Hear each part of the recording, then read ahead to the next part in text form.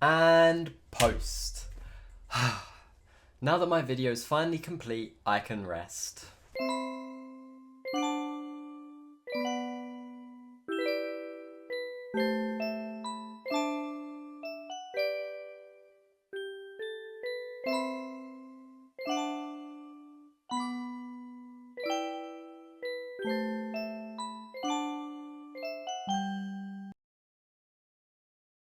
League is a game that has many different concepts, and when it comes to pretty much any of said concepts, you may have noticed that people in the community enjoy attaching labels to them in order to address their difficulty. For example, a lot of people might call something like jungle tracking a high level concept, while they'll call trading a low level concept or something else of that nature. Now, I'm not here to talk about my opinion on all of that, I'm here to talk about tower diving. I just mentioned it because generally, tower diving is something that almost everyone would consider a high level concept. But why is that? Well, obviously it's because it's difficult, but what makes it difficult? Most people will tell you that tower dives are just hard to execute. I mean, you need to juggle the tower aggro correctly, have an accurate feeling for your limits, have good target selection, good mechanics and all this other stuff. But the idea that this stuff is what makes tower diving hard is a big misconception, because in reality, these things should be easy. Should. That's the key word here, because even though they should be easy, they often aren't, because the setup leading to the tower dive sucks. In essence, setting up a tower dive involves getting a wave that's as big as possible into the enemy tower, while as many of your teammates as possible gather around the tower that's being dove. So when you think about it, if you have a good setup, then you should be diving the enemy towers with huge waves and a lot of teammates to back you up. And if you manage that, then all of the parts of the tower dive that I listed before as difficult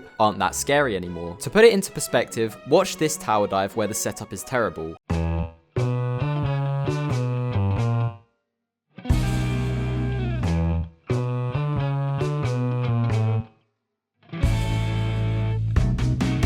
Now look at this dive where the setup is amazing.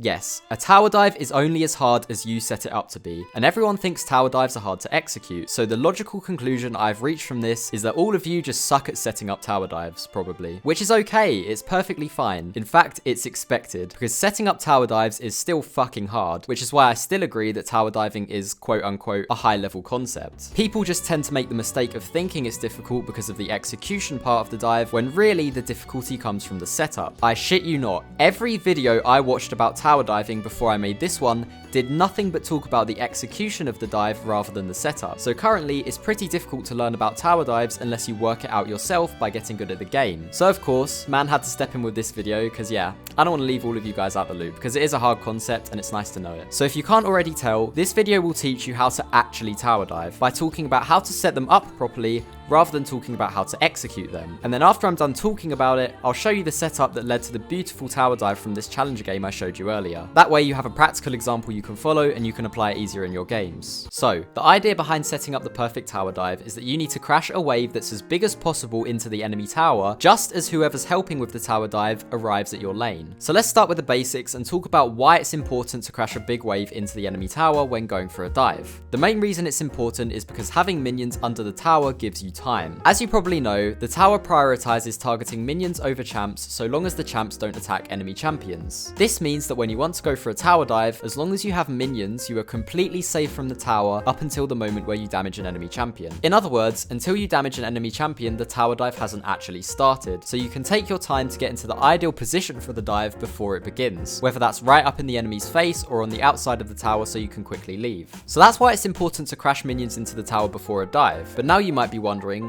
why does it help that it's a big wave? Wouldn't a few minions be enough since you just need a few seconds to get into position before the dive begins? Once you take tower aggro, surely the minions don't matter anymore, right? Actually no, even after you take tower aggro, it's still nice to have minions left under the tower. This is because if you decide to reset aggro during the dive, so long as your minions are still alive, the tower will target them instead of another champ. Once the tower is on your minions again, you become completely safe from the tower, which gives you time where you can reposition or wait for cooldowns or do whatever you want to do. Basically, as long as minions are alive under your tower, you can cancel the dive whenever you want to by resetting aggro even if people are still alive under the tower. If minions aren't under the tower, then the dive can't be cancelled until everyone on your team leaves the tower range, since when one champion leaves, the next one will be targeted. So essentially, if you want to give yourself lots of time for a dive, you need minions under the enemy tower. But it's sadly not good enough just to crash a big wave into the enemy tower whenever you want. You also need to time it so you crash the wave as your jungler or mid laner who are helping with the dive arrive at your lane. This is important because if you crash the wave before your team get there to help, then the enemy players can realize they're being dove and just run away and ditch the wave, allowing themselves to survive. Sure, they missed the wave, but that's nowhere near as good as killing them and making them miss the wave. So we need to aim for the ideal situation where we crash the wave as our team arrives. That way, it's too late for the enemies to run. By the time they realize what's happening, they'll already be surrounded. So essentially, what you need to do is look at your map. Where is your jungler right now, and how long will it be until he arrives at your lane? Start slow pushing. As they get closer to your lane, keep building the slow push and keep checking their location. As soon as you see that your jungler's about to get to your lane, ping for assistance to tell them you want to dive, and start shoving the wave so it crashes at the time when they arrive at your lane. It's pretty hard to explain this concept with words, and it also sounds very unrealistic to pull off in a game, so let's look at this example of it being done in an actual game so we're all on the same page here. So, Xayah comes to lane, no one else is here, so she starts slow pushing. Right now, she has no idea what anyone wants to do or where anyone on the enemy team is, so fast pushing would be dangerous. So yeah, she slow pushes. When you're slow pushing like this, whether it's as a mid laner, top laner, or bot laner, you should ask yourself, what can I do when I crash this wave? The three answers to this question are reset, move, or dive. So it's good to ask yourself which of these are possible and which are good decisions as you're building the slow push. So, with that in mind, if you were Xayah right now, is a dive possible? If we want to dive, we're probably going to need either the mid laner or the jungler's help. Right now, we have no idea if they're going to be available or not when the time comes, so we're just going to keep slow pushing and keep our eyes on them as we build this wave. Eventually, if we keep looking, we'll see Graves starts to reset after doing his Krugs, and where's he going to go next? Well, all his bot camps are up, so if I had to place a bet, he'll probably go straight to those, and sure enough, he does. Now as Xayah, a dive is looking much more possible now, so we keep slow pushing and observe Graves' pathing. The idea is that we're going to keep building the wave, and the moment where either Graves or Echo are ready to join us on the dive, we transition from a slow push into a fast push, so we can crash the wave just as they get here and begin the dive. First, he goes for Wolves, so we can continue to slow push since he's still far away. Then we see he goes for Gromp, and he's probably going to go for blue too, so we're still in no rush to shove. We go clear some wards, and we place a ward in Tribush so we can see if the enemy jungler is coming to counter the dive, and then we walk back to lane. Now we can see that Graves is on his way down, so it's time to finish the dive setup. We go in for a trade on the Karthus to poke him down, which makes the dive easier, and it also zones him from our wave so he can't clear it and stop the dive. After we scare him off, we can finish shoving the wave, and it crashes as soon as Graves arrives. And then bish bash bosh, it's a perfect dive, game set match, it's a done deal. So you can see how this Xayah paid attention to her jungler's movements and was able to set up the dive literally perfectly and get her team a double kill. She built up a big wave and crashed it at the instant Graves arrived at her lane ready to dive. Mwah! It's such a beautiful play from the Xayah, man. You love to see it. Now, some of you might be watching this right now thinking something like, but if I did this in my games, the jungler would never come to my lane, or, but I play jungle and my team never set me up like this. Like, shut the fuck up. Type that shit in my comments and this is what's gonna happen to you.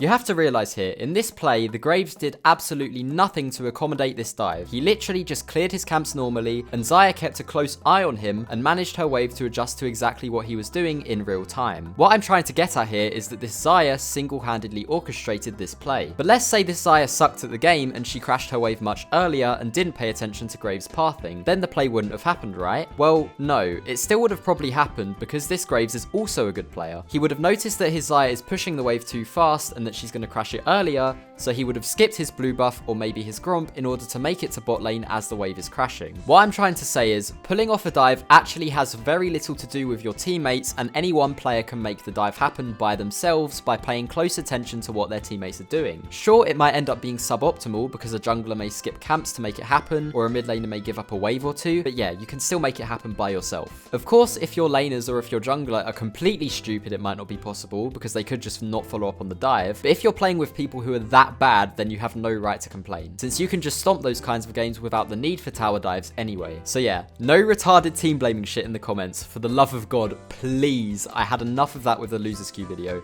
No more. Finally, yes, this was a bot lane example, but it's the exact same for top lane and mid lane. But yeah, that right there is a summary of what it takes to set up the perfect tower dive. So I hope you feel like you learned something. Good luck trying to pull this off in your own solo queue adventures, and I'll see you next time, in a bit.